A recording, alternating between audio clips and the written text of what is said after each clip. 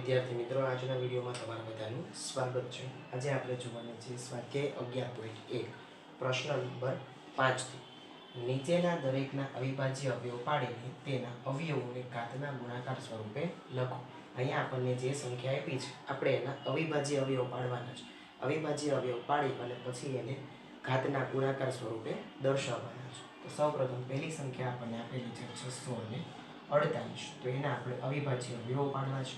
અવિભાજ્ય અવયવો છે એ 2, 3, 5, 7 પછી 11 એવી રીતે છે કન્ટિન્યુ આપણને આવડે છે, જે આપણે ધોરણ 6 ની અંદર શીખી ગયા છે। પાછળનો અંક 8 છે એટલે આપણે 2 વડે ભાગ પાડી શકીએ। 2 વડે ભાગ પાડશું એટલે અહીંયા 6 આપેલા છે, 2 ગુણ્યા 3 6 થશે, 2 દુ 4 થશે, 2 ચોક 8 થશે। ત્યારબાદ 324 નો 2 વડે ભાગ પાડો એટલે 3 2 એકા 2 એટલે 1 વધશે બાજુમાંથી 2 2 ચોક 12 અને 2 દુ 4 162 થશે। ત્યારબાદ ફરીથી 2 વડે ભાગ પાડશું એટલે 2 અઠ્ઠા 16 અને 2 એકા 2। હવે આપણે છે 2 વડે ભાગ પાડી શકીએ નહીં। શા માટે? કારણ કે પાછળનો અંક આવી ગયો 1, એટલા માટે હવે આપણે 3 વડે ભાગ પાડી શકીએ, કારણ કે 3 ની ચાવી આપણને ખબર છે। આપેલી સંખ્યાનો સરવાળો કરો 8 અને 1 થશે 9, સરવાળો 9 આવે છે એ 3 વડે વિભાજ્ય છે, એટલા માટે આપણે 3 ની ચાવીનો ઉપયોગ કરી શકીએ। તો 3 વડે ભાગ પાડો 27 તેરી 81 થશે। ત્યારબાદ 3 9 27, 3 તેરી 9 અને 3 એકા 3, તો આપણે 648 બરાબર 2 ની 3 ઘાત અને 3 ની 4 ઘાત લખી શકીએ। એટલે લખો 2 ગુણ્યા 2 ગુણ્યા 2, ત્યારબાદ 3 ને 4 વખત લખીશું એટલે આપણે લખી શકીએ 648 બરાબર 2 ની ઉપર 3 ઘાત અને 3 ની ઉપર 4 ઘાત। ત્યારબાદ આપણે બીજું એક્ઝામ્પલ જોઈશું 405, તો આપણે 405 ના પણ અવિભાજ્ય અવયવો પાડવા છે। પાછળનો અંક 5 છે એટલે 2 વડે ભાગ પાડવા શક્ય નથી। 3 વડે ભાગ પાડવા માટે આપેલી સંખ્યાનો સરવાળો ચેક કરવાનો, 5 અને 4 થશે 9, એટલે એ 9 છે 3 વડે વિભાજ્ય છે, એટલે આપણે 3 વડે ભાગ પાડી શકીએ। તો 3 વડે ભાગ પાડો 405 ભાગ્યા 3 કરશો એટલે જવાબ આવશે 135।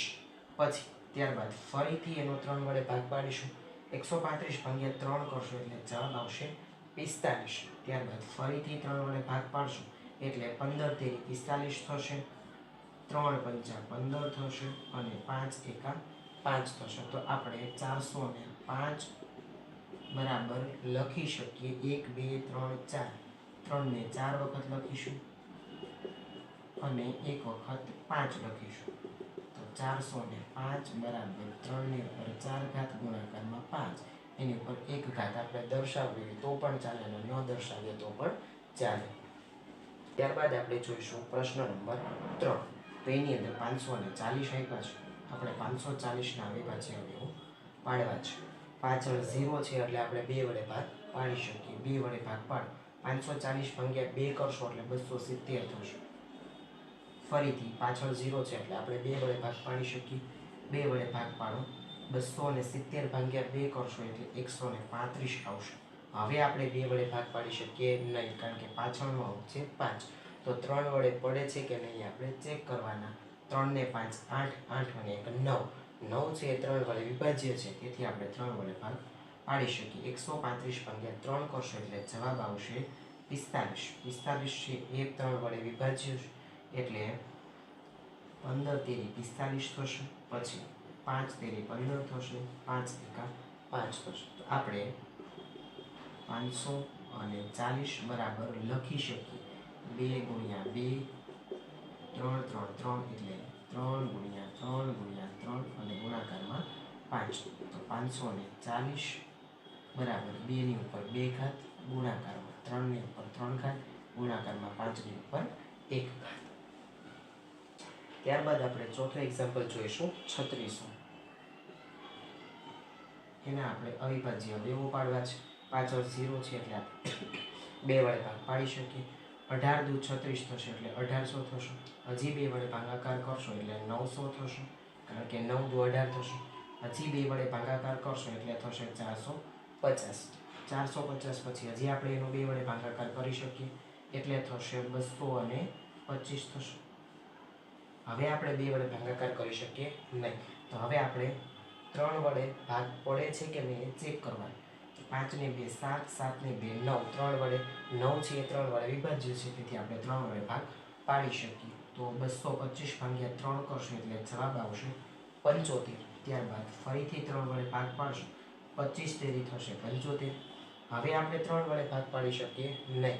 કેટલા વડે પાડી શકીશું? 5 વડે. તો 5 ગુણ્યા 5 થશે 25 અને 5 એકા 5 થશે. તો 3600 બરાબર 2, 1 2 3 4, 2 છે 4 વખત છે, 3 છે 2 વખત છે અને 5 પણ 2 વખત છે.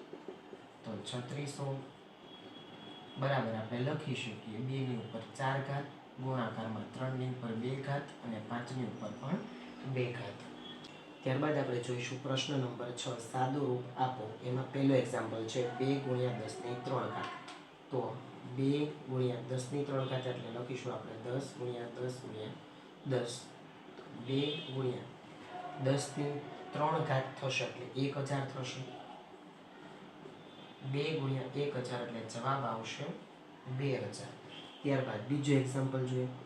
7 ની ઉપર 2 ઘાત ગુણ્યા 2 ની ઉપર પણ 2 ઘાત એટલે થશે 7 ગુણ્યા 7 ગુણાકારમાં 2 ગુણ્યા 2. 7 ગુણ્યા 7 થશે 49 ગુણાકારમાં 2 ગુણ્યા 2 થશે 4. હવે આપણે કરીશું 49 ગુણ્યા 4 એટલે 4 નવા 36 વધી 3 4 નવા 36 વધી 3, 4 ગુણ્યા 4 16, 17, 18 ને 19 એટલે જવાબ આવશે 196. ત્યારબાદ ત્રીજો એક્ઝામ્પલ જોઈએ. 2 ની ઉપર 3 ઘાત એટલે 2 ગુણ્યા 2 ગુણ્યા 2 અને 5 છે એટલે લખીશું આપણે 5. તો 2 ગુણ્યા 2 ગુણ્યા 2, 2 દુ 4, 4 દુ 8 એટલે 8 થશે અને ગુણાકારમાં 5, 8 પંચા થશે 40. ત્યારબાદ આપણે ચોથો એક્ઝામ્પલ જોઈશું. 3 ગુણાકારમાં 4 ની 4 ઘાત છે, 4 ગુણ્યા 4 ગુણ્યા 4 ગુણ્યા 4 ગુણાકાર કરશો એટલે 3 ગુણ્યા 4 ગુણ્યા 4 16, 16 ચોક 64, 64 ગુણ્યા 2 કરશો એટલે થશે 256. 256 ગુણ્યા 3 કરીશું આપણે 3 છક 18 વધી 1, 3 પંચા 15 અને 16 વધી 1, 3 દુ 6 અને 7 એટલે થશે 768. ત્યાર પછીનું એક્ઝામ્પલ જુઓ. 0 ગુણ્યા 10 ની 2 ઘાત એટલે 10 ગુણ્યા 10. તો બરાબર બધું જ છે 0 થઈ જશે, કારણ કે કોઈ પણ સંખ્યાનો 0 સાથે ગુણાકાર કરશો એટલે હંમેશા જવાબ 0 આવશે.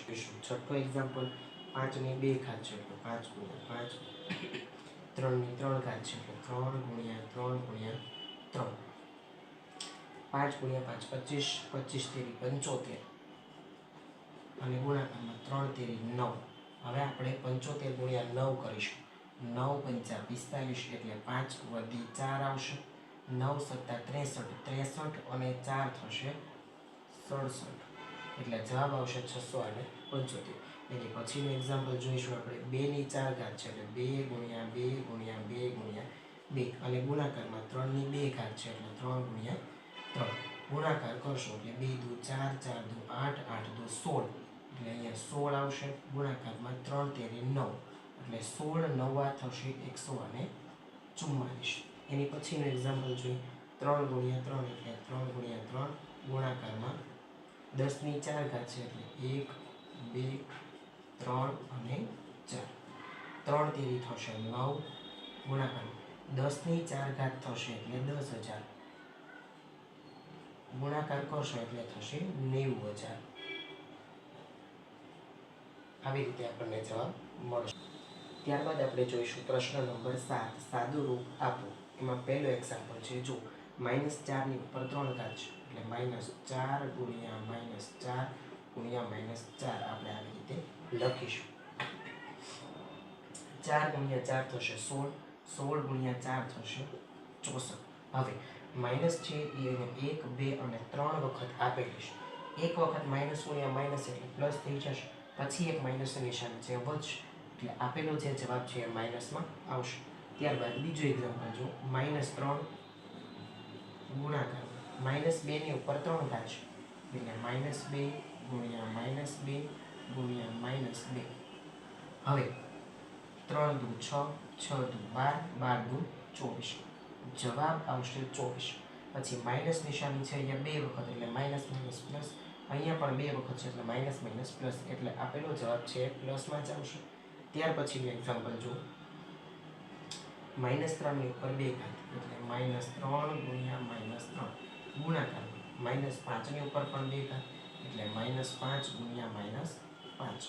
હવે 3 તેરી 9 થશે, 3 તેરી 9, 9 પંચા 45, 45 ગુણ્યા 5 કરશો એટલે થશે 225. 2 માઇનસ એટલે પ્લસ થઈ ગયું, પાછા 2 માઇનસ એટલે પ્લસ થઈ ગયું, એટલે આપેલો જવાબ છે પ્લસમાં જ મળશે. એની પછીનું એક્ઝામ્પલ જુઓ. -2 ની ઉપર 3 ઘાત એટલે -2 ગુણ્યા -2 ગુણ્યા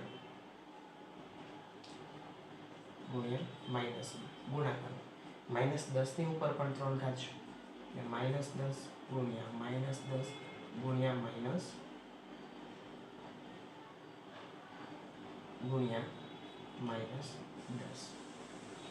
2 દુ 4, 4 દુ 8 એટલે -8 થશે, કારણ કે 1, 2 અને 3 જ નિશાની માઇનસ છે.